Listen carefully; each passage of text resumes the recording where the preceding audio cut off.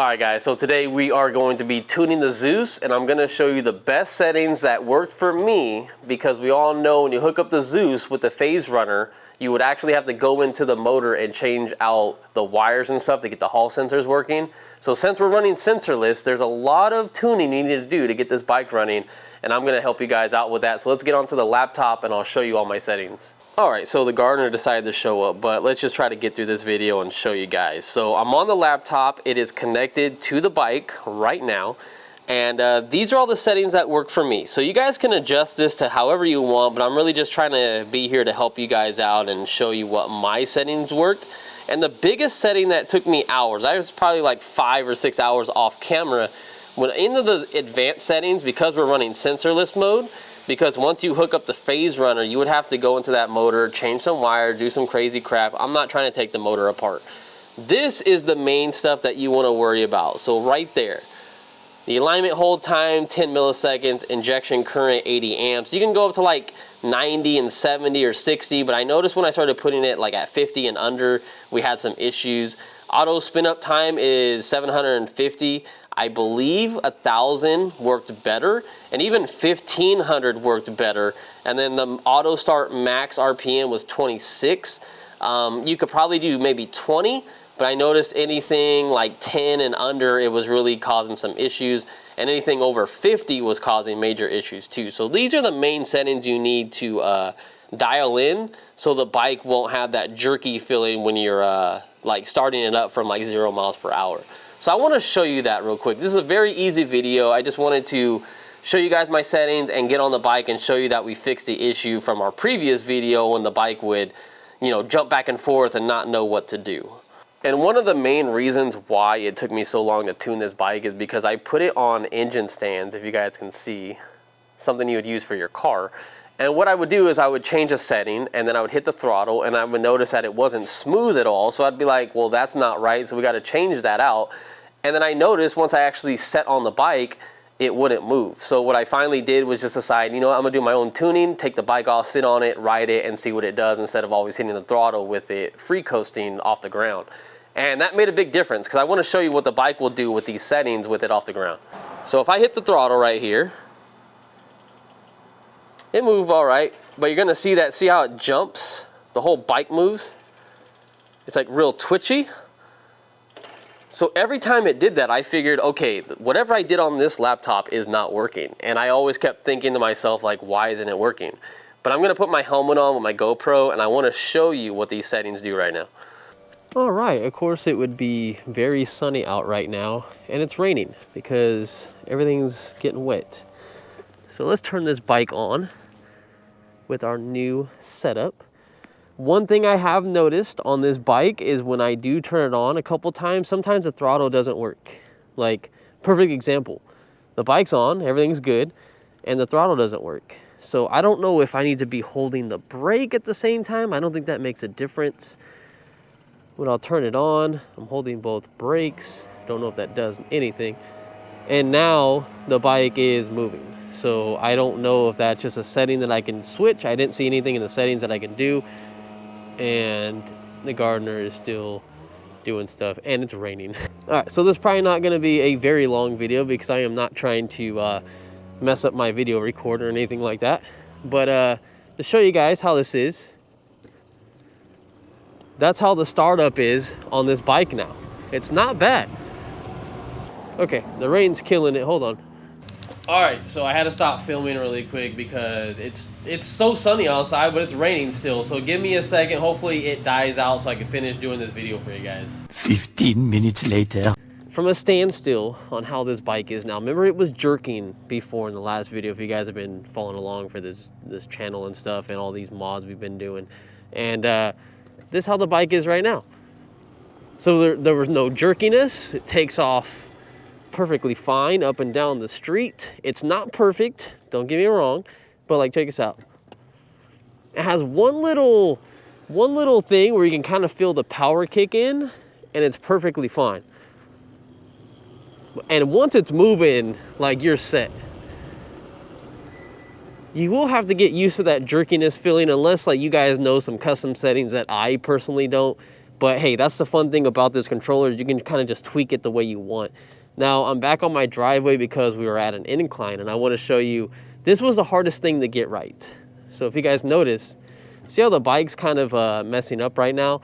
Well, that's because I've been going back and forth through my settings, and I've noticed that 1,000 milliseconds on the startup time for the motor is better.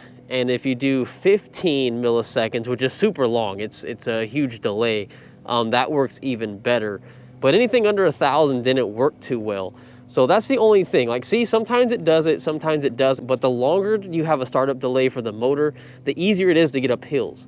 If you are heavier than me, I'm 160, 165 pounds, you're probably going to have a slight issue with the motor starting up or the RPM.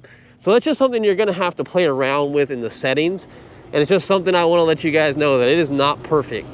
So if you want a smooth running bike, then just stick with the stock controller and don't modify anything. Because this is not for everybody. I mean, it cost me $500 to do this setup. And I wanted to take it around the block because I wanted to see what our top speed was. It was at a full charge.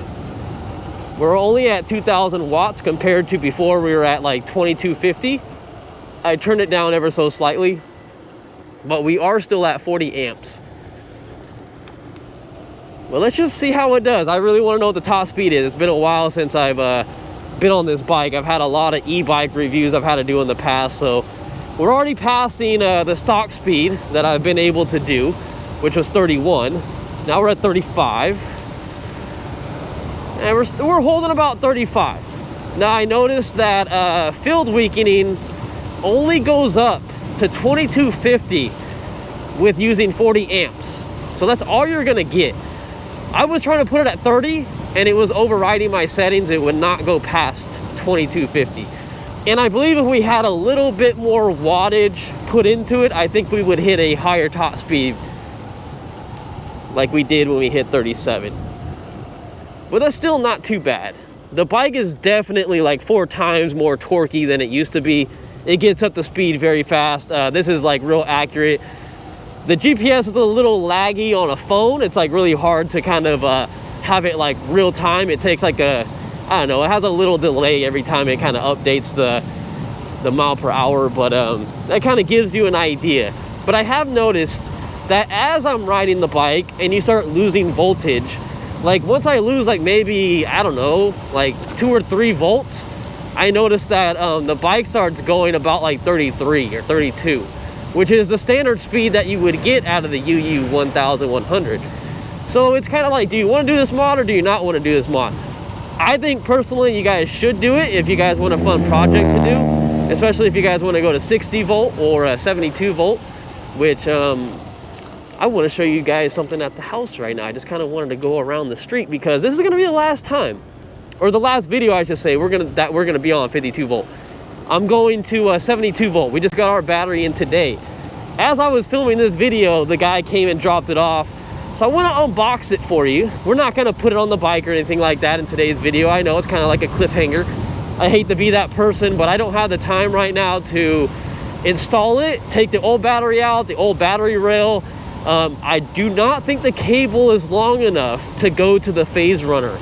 I think the Phaserunner is going to have to be on the down tube underneath the seat, and that would make it easier to plug in the cable to tune the bike and everything like that, because we're gonna have to do tuning all over again. And I'm gonna start very low when we start tuning the 72 volt because I don't know what this rear motor is capable of. I don't know what's gonna like mess it up. We don't really need more torque or anything like that. I mean, yeah, it'd be cool and everything, but we really just want top speed, or that's what I'm really after. I already got enough like decently good torque out of this bike, and it's a BMX at the end of the day. I just want to see if we can really hit over 40 miles an hour on this bike, or if not like 50. I don't think we'll be cruising at 50 a lot. Oh my God, because see how bumpy this bike is? It is not made to be going like super fast. So let's get back to the house and show you guys. See now, like I'm saying, we're already down to like 33 miles per hour. So it's kind of like, I need more top speed than that. But I know you guys are liking the videos, and I'm gonna keep messing around with these bikes. Everything's new to me. You guys are learning with me, and we'll just keep at it. So let me go show you this battery and then we'll end the video. All right, guys, here we go. Now, this company that, well, they didn't send me the battery, I bought it. I was gonna say they sent it to me, but I paid for it myself. It is the same battery that is on the ZOOZ right now, which is 24 amp hour. This is not the stock battery for the ZOOZ. You can obviously tell by the logo, see how much extra room we have.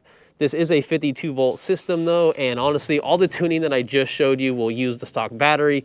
I just knew I was gonna push this bike a little bit more and I wanted to have about the same amount of range with pushing more power. So that's why I went with a 24 amp hour. The same company is called UPP, Unit Power Pack, I believe.